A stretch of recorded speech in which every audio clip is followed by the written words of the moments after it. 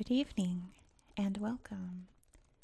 Tonight we will be going over the history and geography of Cantabria in Spain. Not to be confused with historic Cantabria. Do you see that there? We are talking about the province today, so just this part. Historic Cantabria goes into the Basque Country, which we've actually already covered on this channel. I'll link my Spain playlist up there. It's a lot of regions of Spain I've already covered, including lots of islands. We just did the Canaries, last week? And there's a lot more to go since I'm going around the world in alphabetical order. So Castilla-León is coming soon, and Castilla-La Mancha, therefore, is also coming soon. So stay tuned for those in a couple weeks. But the province of Cantabria today. Cantabria is incredibly mountainous. Pretty much like all of this area throughout here is very mountainy. Especially over here, you can see just a little bit of the Picos de Europa National Park peeking in there.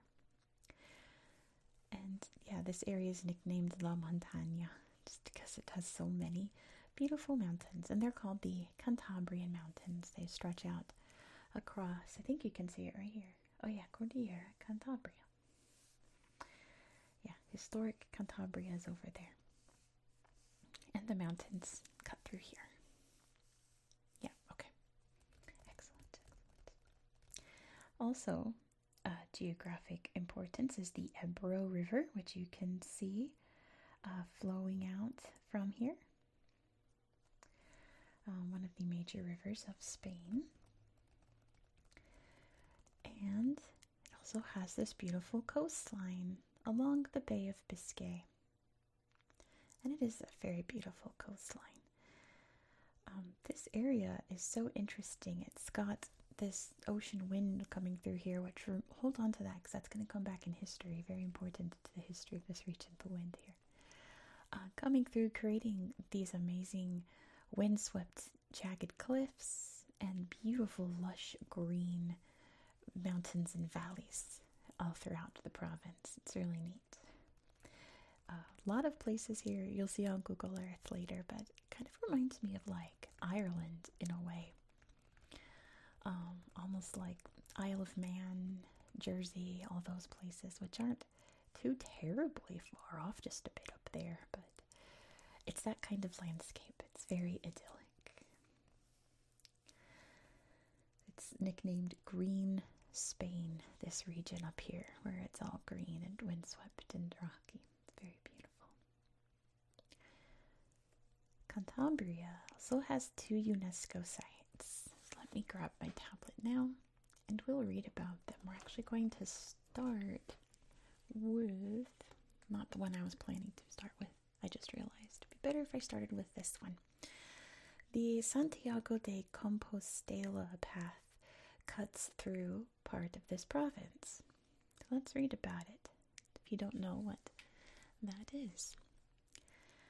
A network of 4 Christian pilgrimage routes in northern Spain, the site is an extension of the route of Santiago de Compostela, a serial site inscribed on the World Heritage List in 1993. The extension represents a network of almost 1,500 kilometers. Coastal interior of the Basque Country La Rioja, Liabana, and primitive routes. It includes a built heritage of historical importance created to meet the needs of pilgrims, including cathedrals, churches, hospitals, hostels, and even bridges. The extension encompasses some of the earliest pilgrimage routes to Santiago de Compostela, following the discovery of the 9th century of a tomb believed to be that of Saint James the Greater. So yeah, Santiago de Compostela is a traditional pilgrimage route that people would walk, either parts of or all the way. There's many different paths and routes. many different ways you can go on this pilgrimage, and some of them cut through this area here. But the most famous site in Cantabria, and very distinct to Cantabria, is the Cave of Altamira, and Paleolithic cave art of northern Spain. On Google Earth, we'll look at a bunch of other caves that I found throughout the province, but Altamira is the most famous one. There's 17 caves. 17 decorated caves of the Paleolithic age were inscribed as an extension to the Altamira Cave, inscribed in 1985. The property will now appear on the list as Cave of Altamira and Paleolithic Cave Art of Northern Spain. The property represents the apogee of Paleolithic cave art that developed across Europe from the Urals to the Iberian Peninsula from 35,000 to 11,000 BCE. Because of their deep galleries, isolated from external climatic influences, these caves are particularly well preserved. The caves are inscribed as masterpieces of creative genius and as the humanity's earliest accomplished art. They are also inscribed as exceptional testimonies to a cultural tradition and as outstanding illustrations of a significant stage of human history.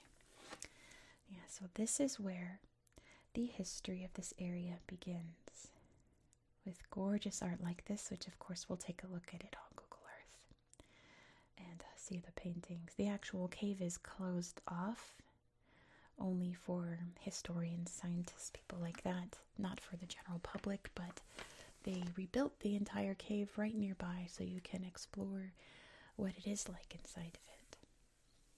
It's one of those caves. This one and Lascaux are like on my bucket list for cave art. I have a bunch of rock art on my bucket list. Somaliland's number one, but Altamira and Lascaux are like up there, probably like number 3. But anyway, enough about me. Let's talk about Cantabria. So yes, our very early Cro-Magnon ancestors lived in these mountains, painted these caves so beautifully with their very first iteration of human art.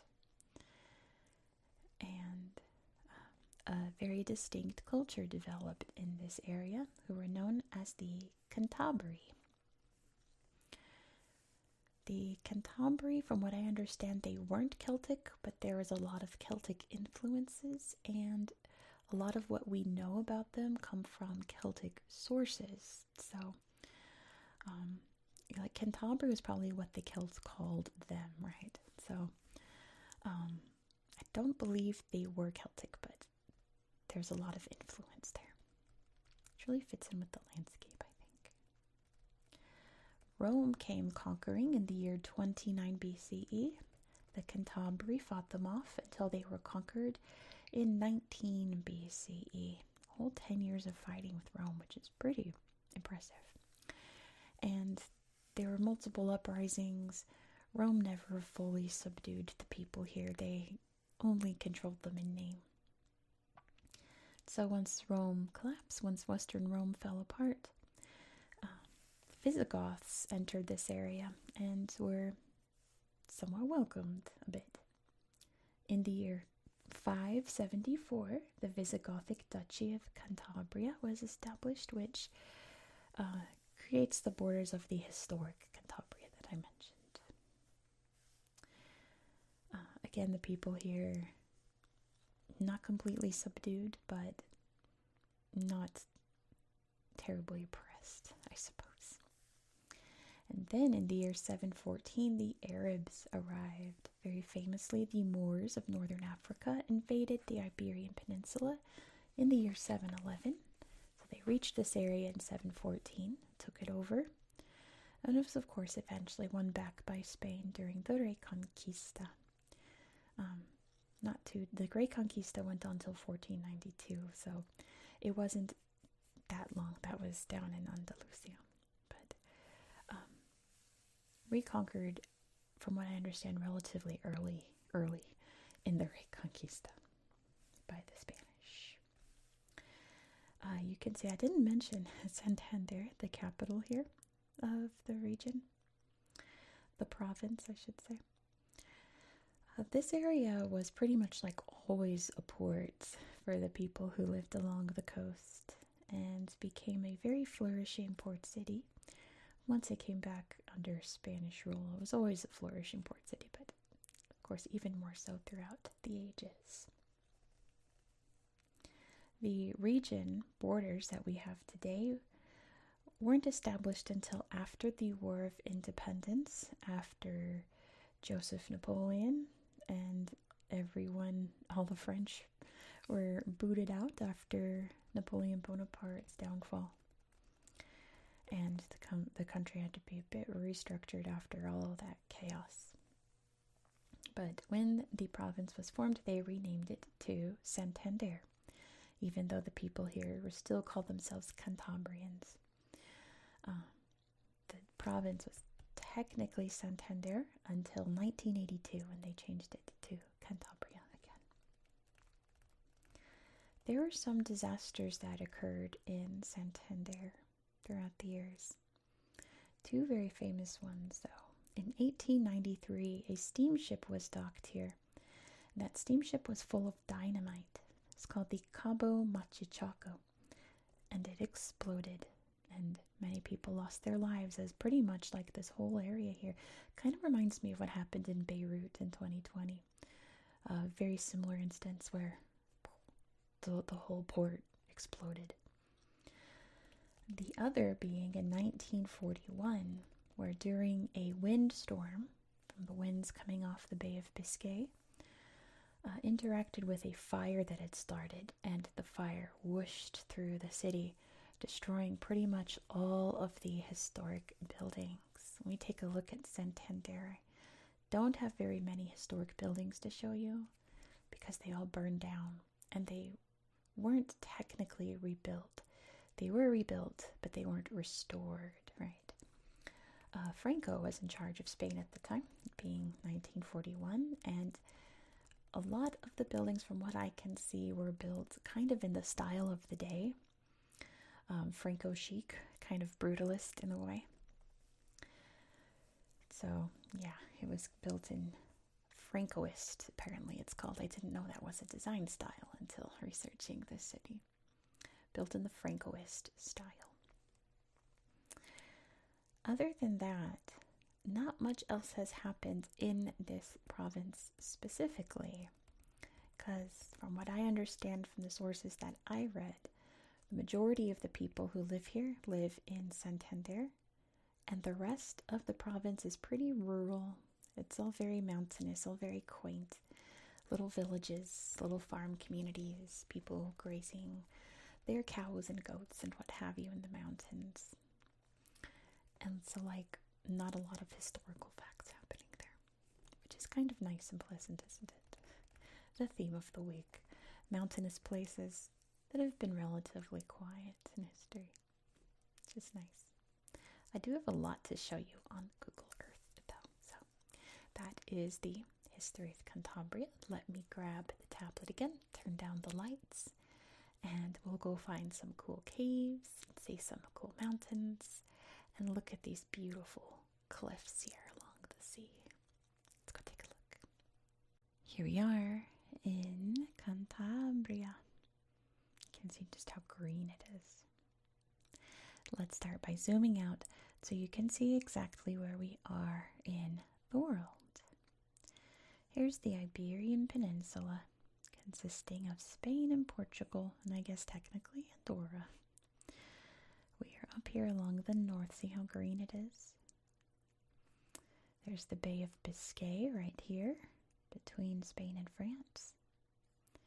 And like I said, Ireland's not terribly far off. Just a hop, skip, and a jump across the sea, I suppose. So, I don't know. I'll let you be the judge if you see what I see when we look at these mountains. Let's start over here.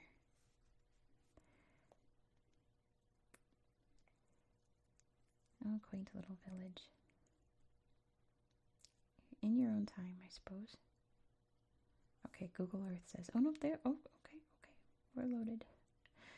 I don't think this is the right slideshow to show you, but look at this. That's really pretty. I'm going to start you off. I learned about this community that live in, not Bilbao, in this valley over here, the Pas Valley. Very segregated from the rest of the world. Just they've lived in mountains their whole life. The Pasiegas. So let me show you this town, and we'll look at their little museum. Oh goodness. There we go. See, look at this. Look at this. Like, look at this. Isn't that gorgeous? Yeah, this whole ethnic culture living in this valley. Very, like, farm-centric. And many of the nobility in Madrid would borrow women from this valley, Pasiegas women, to be nursemaids and wet nurses. I don't know, I guess they were just hardy, I suppose. But isn't this gorgeous? This is the kind of landscape I wanted to show you. And then here's their little museum over here. No, yes, there. For the people that live here. Showing their culture. They love their cows. Beautiful plates, pottery, group photo there. All kinds of different farm tools, living very quaint farming lifestyles. Look at the clogs. Very Dutch of them. Big sweet cows, beautiful rolling hills, big milk jugs and baskets. All kinds of good stuff here. Little tools. Looks like little knives, looks like little guitars, doesn't it? There's like a bow. Oh, that's a fiddle. I see. That's a fiddle. Some big saws. Looks like it's for chopping down trees there.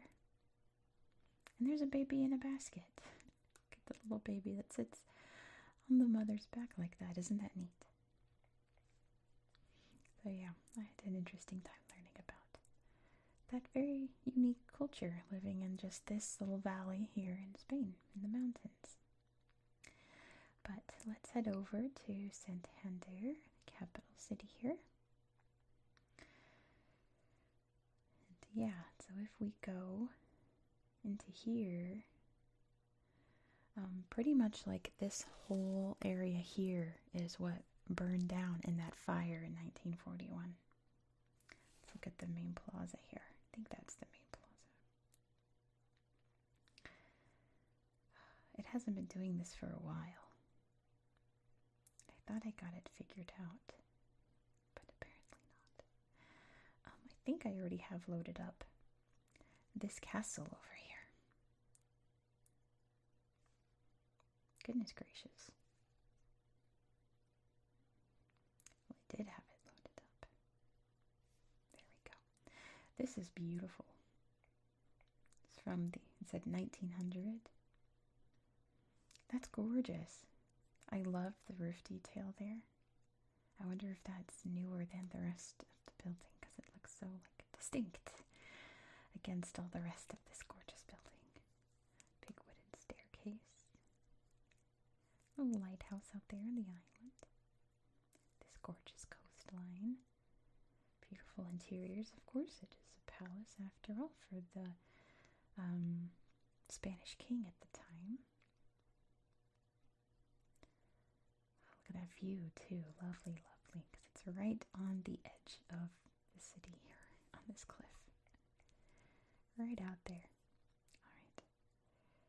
Let's see if I'll show you the cathedral.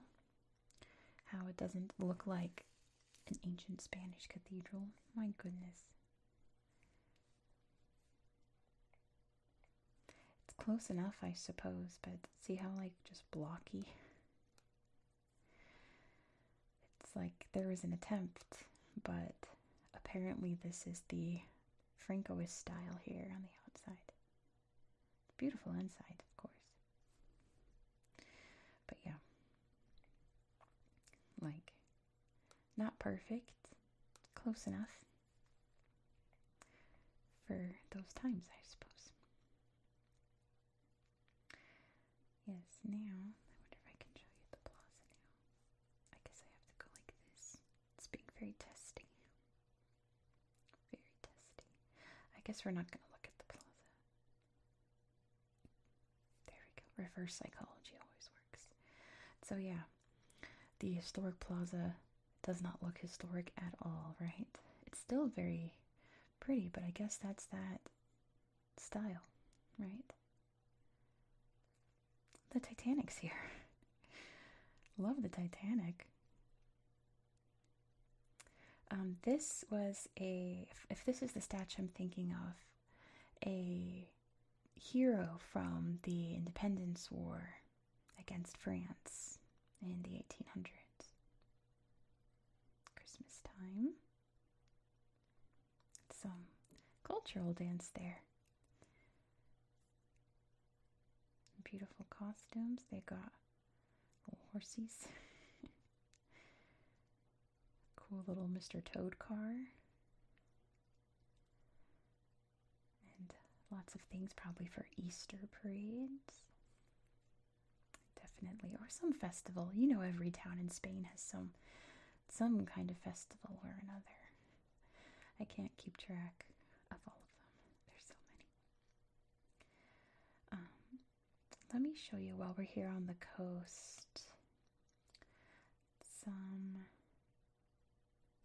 pretty beaches. Here's the Playa de los Locos. And there it is. Beautiful. Busy day on the beach. Beautiful sunset over the sea. And gorgeous cliffs, caves, and crashing waves lapping the beach. Enjoying the sunshine there and surfing. Awesome. Drinking a nice cold one there. Enjoying the view. Yeah, there's lots of neat little beaches on the seashore here. Lots of beautiful cliffs. Let's find some pretty cliffs. I think if we go to, let's try this Mirador. There we go. See, look at these. Look how gorgeous. Not quite Ireland. You think the cliffs of Moher being very, like, dramatic. Oh, there's a sweet cow. But still, there's something kind of, it's the vibes, right? There's something kind of ancient in these rocks here. Reminds me of the Cliffs of Despair and Princess Bride. See, look how, it reminds me of like Scottish islands, English islands, Ireland, the island of Ireland, Northern Ireland. Oh, the sweet doggies too. I don't know. There's something. Like, look at this. If I showed you this and said this is in Ireland, wouldn't you believe me? The little coral out there might be a little sus, but what about this one? So pretty. Look at this. Look at these old homes, all dilapidated. Beautiful cliffs there along the seashore. All right. Let's find the Altamira Cave. We need to go to, I just blanked on the name of the town, where it's at. Well, I struggle to remember. I think it's over here.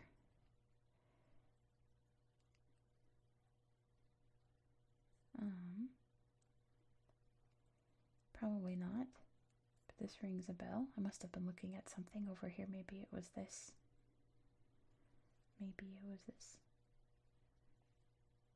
It looks like trees. Yeah, look at that. Oh my gosh, that's stunning. Wow, wow, wow, wow, wow. See, now if I showed you these, you would say that's California, That's British Columbia. That's Washington State. Right? Nope, it's Spain. Gorgeous up here. There's a little pup enjoying the trees. So green and lush and mossy and leafy. All these stunning trees here. Alright. Oop, what's that? Salto de agua.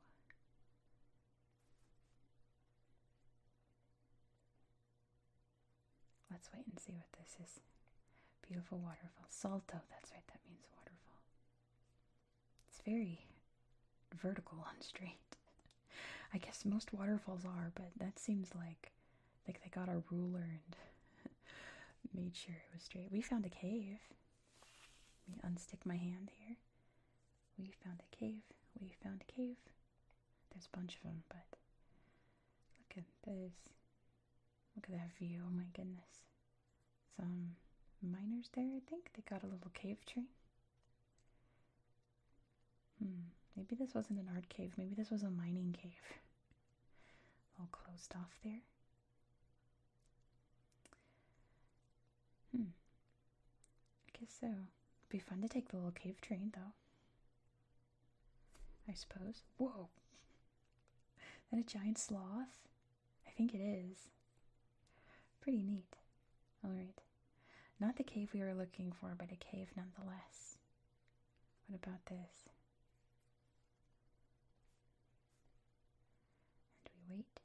It's a bunch of cows. Okay. Normally I would love to look at cows, but there's lots of things that I want to show you. I forgot the name of the town that Altamira was next to, which happened in yesterday's video when I was trying to find a cave in Turkey. How has this happened twice? If I had a dime. So, while I scratch my head, we're going to look at Picos de Europa, which is only slightly in Cantabria, but nonetheless, you can see the beautiful landscape here. This is one of the famous national parks of Spain. We can't not look at it. Look how pretty. How pretty cathedral there. See, I bet you this is what the cathedral in Santander looked like before it burned down. Which interesting coincidence, we're going to look at another destroyed cathedral in 2 days in New Zealand. Interesting parallels this week between all the regions we're going to. Look how stunning. Oh my gosh, that's amazing. What beautiful views. Makes me want to yodel. Little shrine up there, pretty waterfalls. Look at that.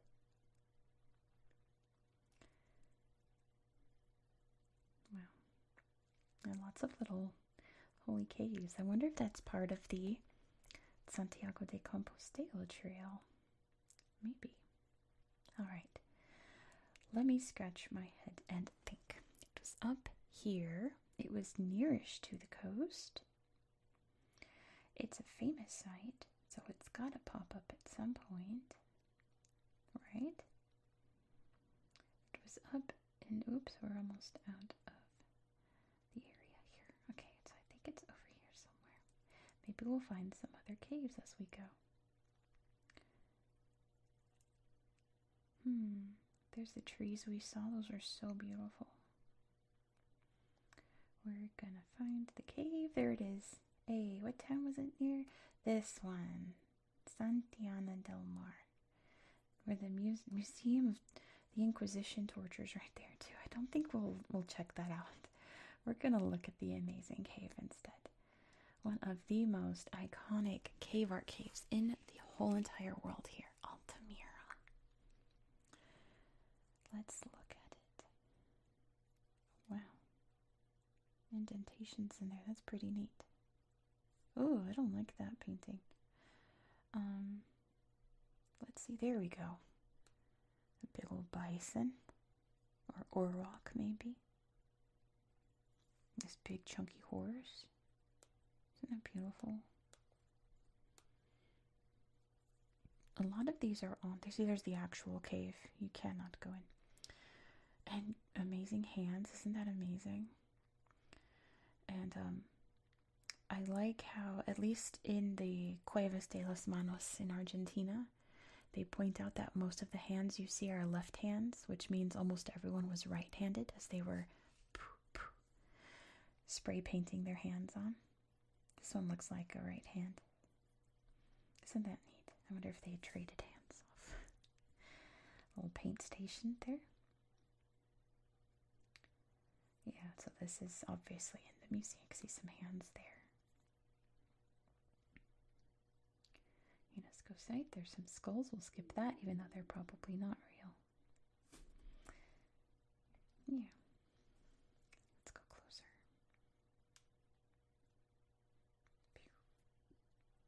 There we go. The real cave is right there. Cueva de Altamira. Real. Look at this photo. Isn't that just the most beautiful thing? Oh my gosh. Look at these little hills over here. And these big mountains. And of course the pretty rainbow. But yeah, a big little bison there, all red. And other creatures. Yeah, pretty remarkable. I also like that there's like these big lumps on the cave ceiling, and they painted on the lumps to make the animals look 3D. It's pretty clever, isn't it? Yeah, the cave was found by accident, kind of like Lascaux, and was never really researched. What's this?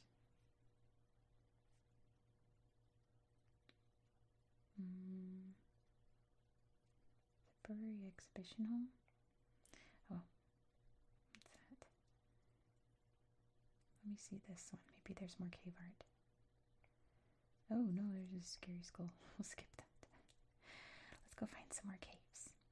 We'll skip the Museum of Torture there. Now, when I was playing around on Google Earth, I found maybe like 5 or 6 cave art caves. So now that I'm filming, I will find 0. Putting out some reverse psychology there to hopefully make the caves appear. Cave of El Castillo. Here we go. Look at that. More handprints from our ancestors. Another buffalo. Big old cave there. Oh, look at the excavation happening there. Yep, cave's all closed off so nobody can wander into it because it's precious. Oh, looks like people can leave their own hands. That's neat. I like that. Like doing the same type of art that our ancestors did. I always say our ancestors when referring to the ancients because most likely you watching this weren't related to these people. I'm most likely not related to these people, but there's no way we could know. Anytime I see anything from the ancients, I just call them our ancestors because maybe they were our ancestors. We'll never know for sure, will we? You could have a descendant that left their handprint on this cave. Now, okay, here's the actual cave, which it looks like there's little spots that were used to probably make fires, right? But this picture doesn't really show the cave. It's all closed off, of course, archaeological site. But look at these weird wooden men here. Look at these wooden men. Very interesting. Let's see if we can find any more. What do you think this? Oh, here's another cave. Wow. Let's see. Oh yeah, look. Amazing. There's so many caves out here. with their ancestors' art on them. I want to see what this is. Whoa, it's giant swing. I guess that's what that says, right? Alright. What was that? Oh, I thought I saw Quavo, but it said Caracal. Or Quava. Oh my goodness. You know what? I think I'm going to end the video here. If you want to see more, Google Earth is free. I always encourage you guys to check out these areas and poke around yourself and see what you can find. Maybe you'll find some more caves. But thank you so much for watching. If you enjoyed this style of content, please consider subscribing. This is an ongoing series on the channel. And if you liked this Google Earth tablet section, the next video is going to be only Google Earth because we're going to Sao Tome and Principe. And pretty much this area we're going to, I found no history about that part. So I'll talk about a bit of the history of Sao Tome. And we'll poke around that area because it also has beautiful mountain peaks and waterfalls and coastline. Pretty much everything you see here, but much, much closer to the equator. So the trees are much more tropical. The beaches are much more tropical. I can think of a different word. Look at the sweet cows out there. Amazing. This place is gorgeous. Oh my gosh. I feel like so underrated. And let me see what this is. I don't know. What kind of museum is this? Witches. Oh my gosh, a Cyclops? What is happening? Okay. That was fun. We looked at that cave. Another cascada. Let's look at that real quick. Wow. Oh my gosh. How underrated is this place? Have you guys ever been to this region of Spain? Let me know. Are you from this region of Spain? My Spanish viewers are always so kind and gracious and grateful for my videos. I always appreciate that. You guys are sweet. But yeah, I hope that you found this video relaxing and educational. Oh, I also forgot. Don't forget, please, please, please give this video a thumbs up. Let me know your thoughts down below in the comments. And if you're on mobile, there's a new feature called Hype. It's for smaller creators to get their videos pushed out a little bit more, but it's only available for 3 days after this video is uploaded. So if you're on mobile, you have Hype points. Go check the section where the likes are and click Hype to hype this video. I'd appreciate it. I hope you found this video to be relaxing and educational, and I hope that you have a good